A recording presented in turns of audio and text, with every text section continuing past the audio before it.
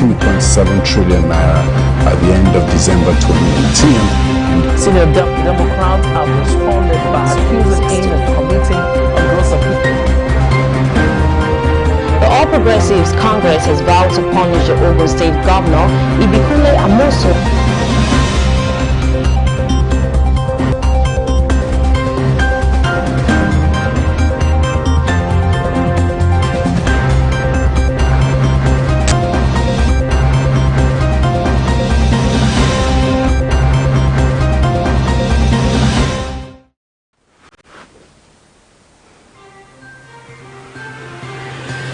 Hello, welcome. This is Celebration TV News Desk. I'm Femi Marks. Here are the headlines. From the local news, man breaks down as Apostle Suleiman shows benevolence. Senate proposes 5-year jail term for school sexual offenders. And from the foreign scene, Cameroon's conflict with the national dialogue make any difference? On business budget, Buhari plans massive development works get lion's share. And on sport, Messi pondered Barca exits. We'll give you the details of this news after this short break. Stay with us.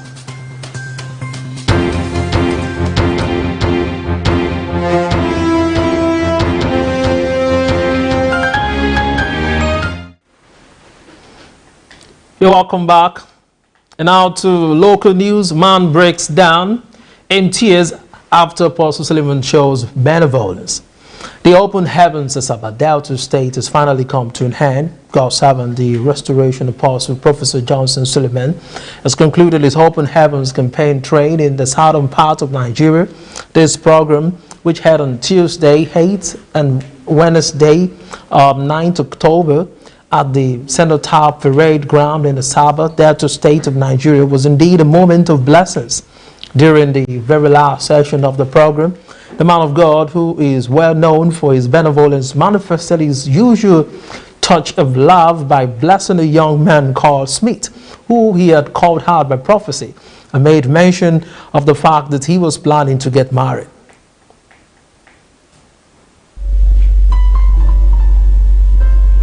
That in a matter of 1 year, can I talk to you so you know what I know what I'm talking about? Are you sure we did not discuss? No, sir. Are you sure? I've not seen you before. Huh? I've not seen you before. Maybe you wrote something somewhere, or you flashed me, or you WhatsApp me. So how did I know your name and your fiance's name? Only God. Let me shock you again. I saw both of you preparing to get married. End of November. And God is telling me to tell you, as soon as the wedding is done, I see an international door opening for you. Amen. I see an international door.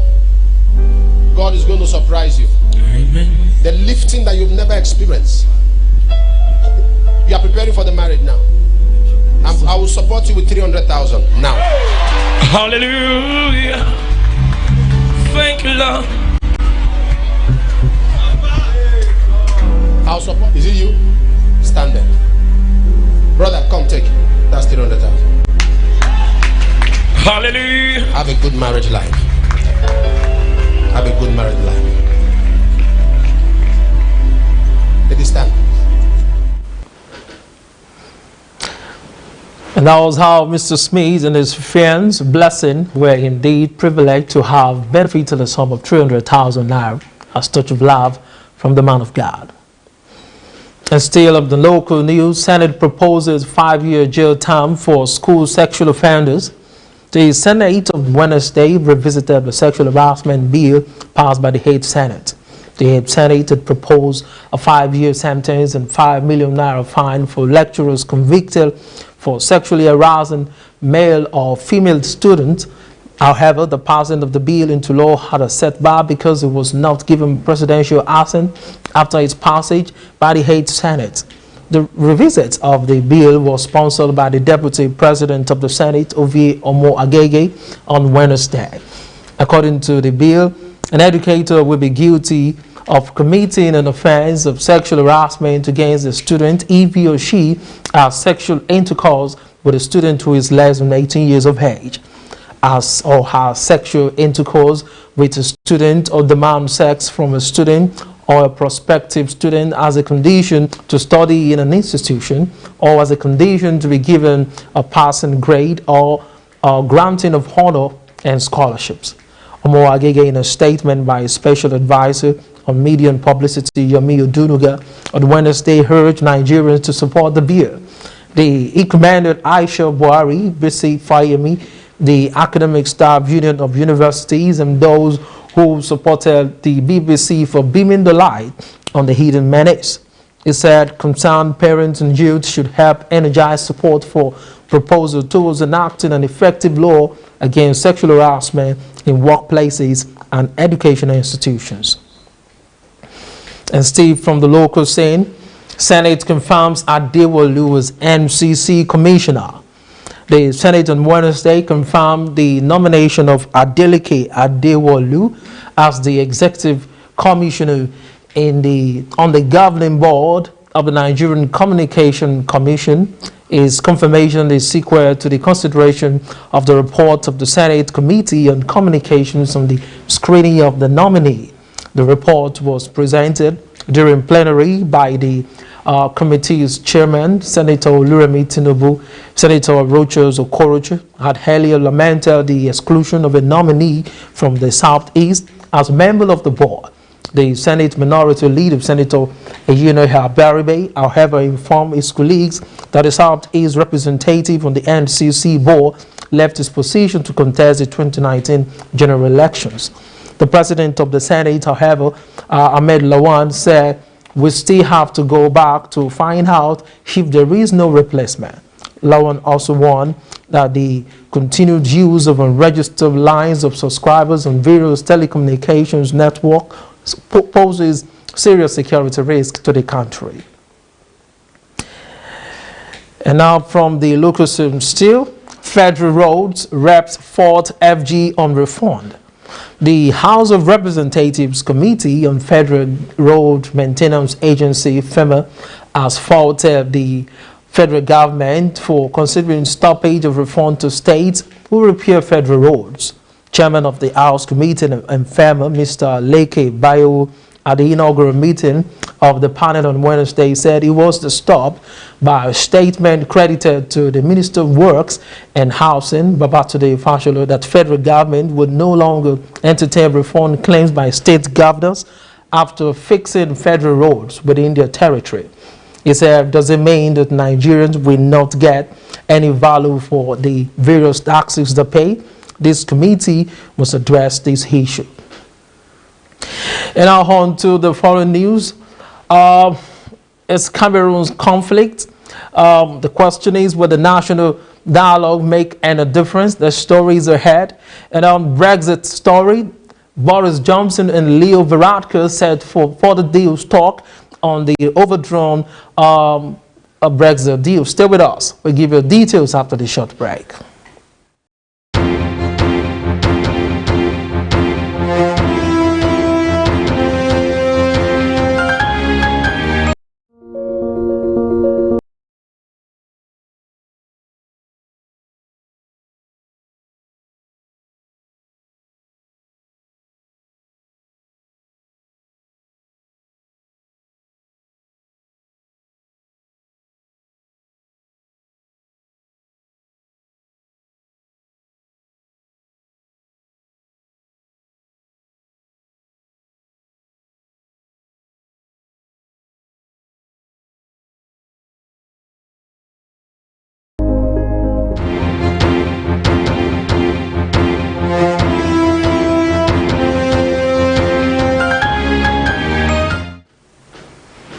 You're welcome back.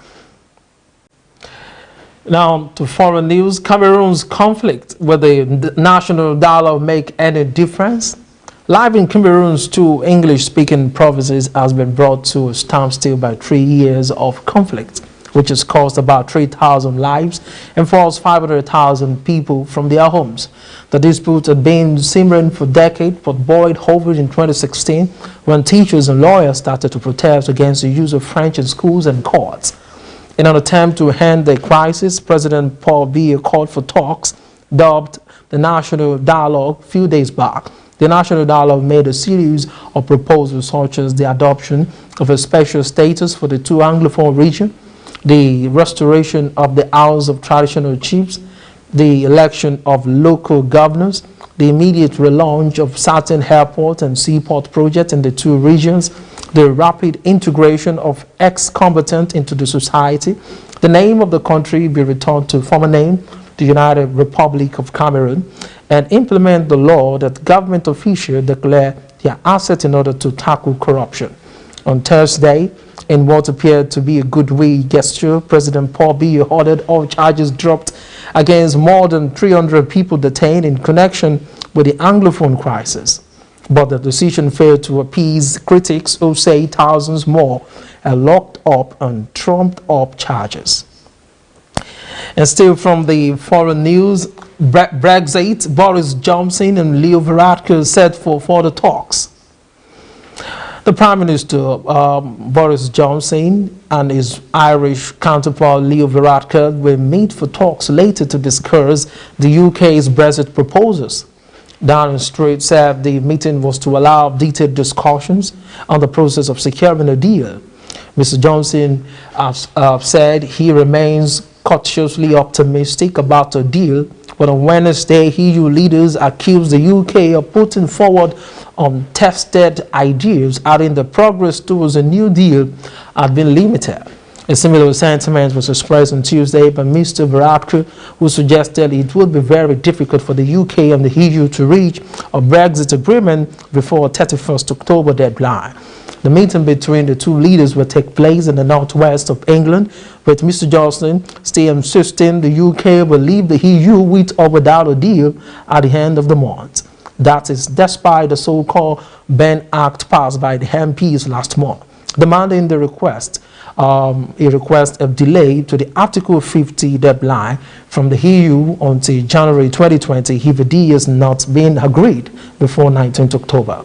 On Wednesday, however, Business Secretary Andrew Lipson said the PM was gearing up to bypass legal obstacles to a no-deal Brexit by sending one letter requesting an extension and in the same instance submitting a second memo telling European leaders he does not want one. And now on to business news. On budget, Buhari plans massive development, works get lion's share, and Lagos gets 300 megawatt power plant from United Arab Emirates. Stay with us, we'll give you details after this short break.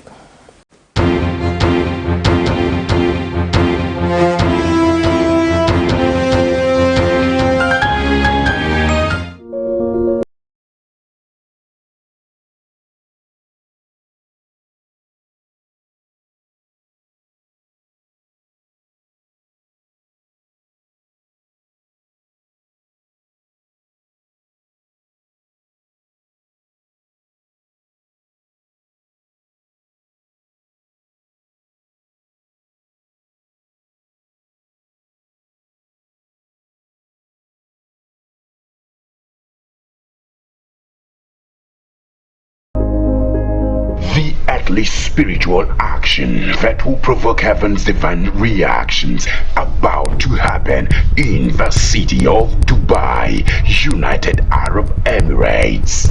Open Heavens 2019, Apostle Johnson Suleiman, October. Expected.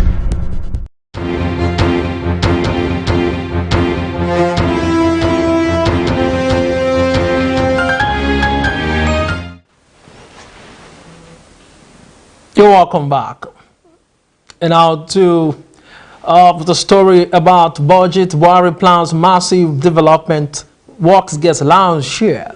President Muhammadu Buhari on Tuesday proposed the highest allocation of 262 billion naira to the Ministry of Works and Housing, Justice, Power, Transportation and Defense, followed with more than 23 billion naira, more than 12 billion naira and 100 billion naira respectively in the 2020 budget estimate presented to the National Assembly. These are some of the details of 10.33 trillion naira budget for the 2020, which is 1.4 trillion naira higher than the 8.9 trillion naira approved by the National Assembly for the 2019 fiscal year. The president, in the speech, tagged the budget of sustaining growth and job creation, which he delivered to the joint session of the Federal Parliament, said the expenditure estimate included statutory transfers of 555.7 billion naira. Recurrent expenditure is 2.14 trillion naira, and capital expenditure 4.88 trillion naira. National Assembly leads statutory transfer with 125 billion naira. Education gets 48 billion naira. Health gets 46 billion naira. And slashes SIP vote for 500 billion naira to 30 billion naira. Buhari announced a slash in the social investment programs from the annual 500 billion naira to 30 billion naira. 2020 budget based on 7.5% VAT, speaking on the draft finance bill. Buhari said the legislation proposes an increase of VAT rate from 5% to 7.5%. And still on news, on business news, Lagos gets 300 megawatt power plant from UAE.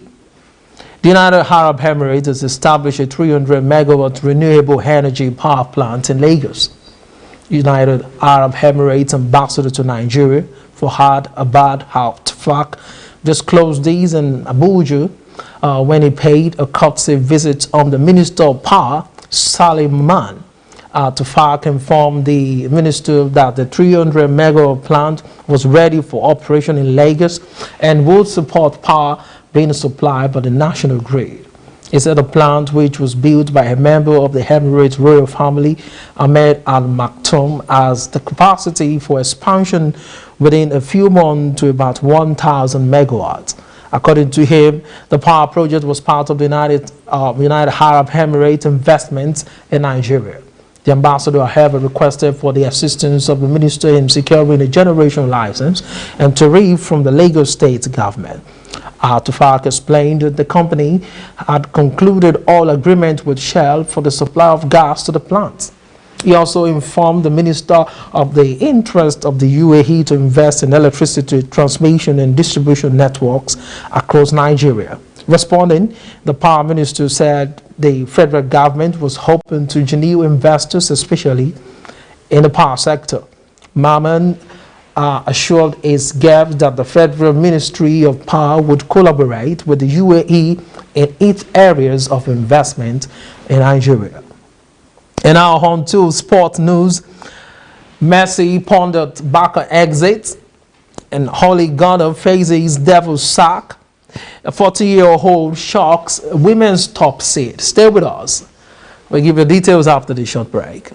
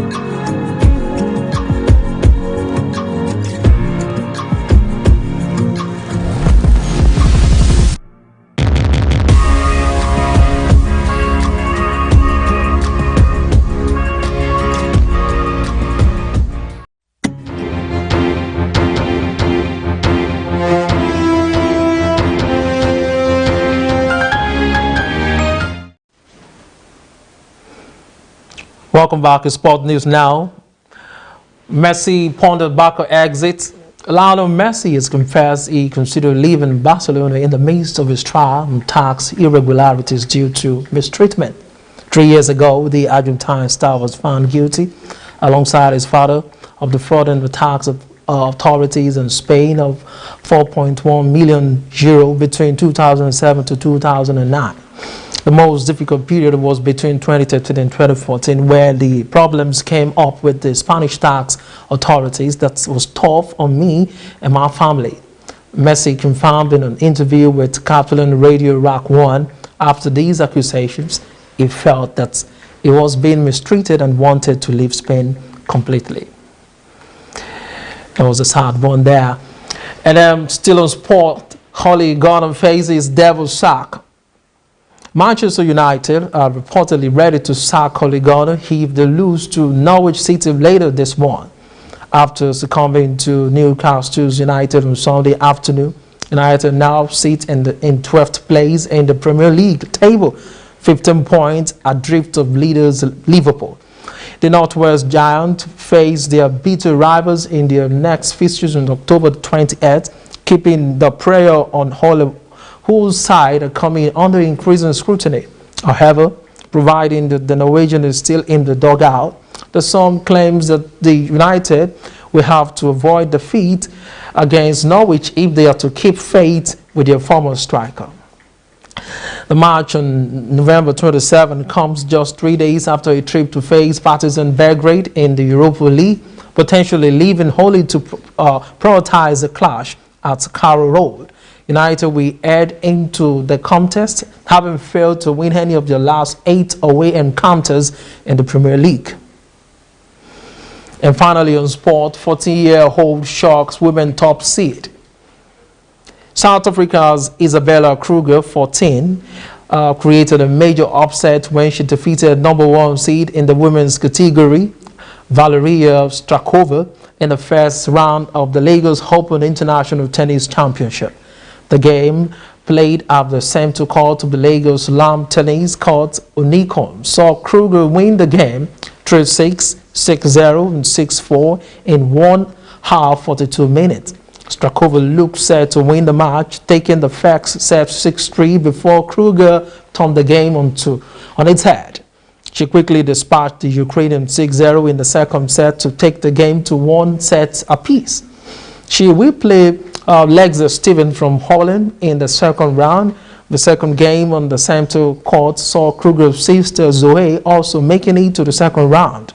The 17-year-old advanced after defeating Tunisia Chiraz Bekri in 6-4 and 6-4 game.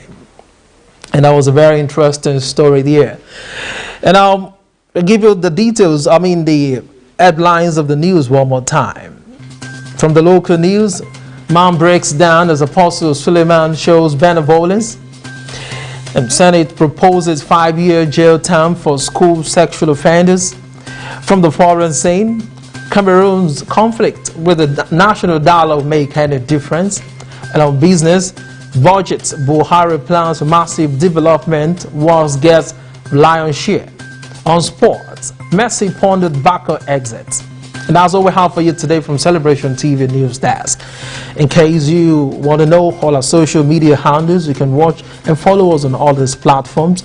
On Facebook, it's Celebration TV. On Instagram, it's My Celebration TV. On Twitter, at My Celebration TV. And on YouTube, it is www.youtube.com/Celebration TV.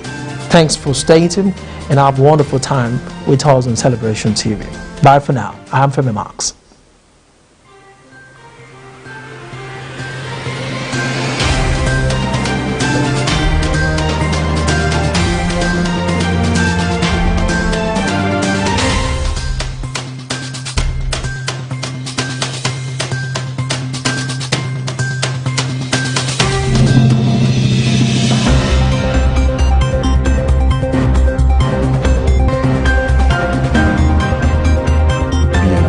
To 15.7 trillion naira at the end of December 2019. Senior Democrats have responded by accusing him of committing a gross offense. Progressives Congress has vowed to punish the Ogun State Governor Ibikunle Amosun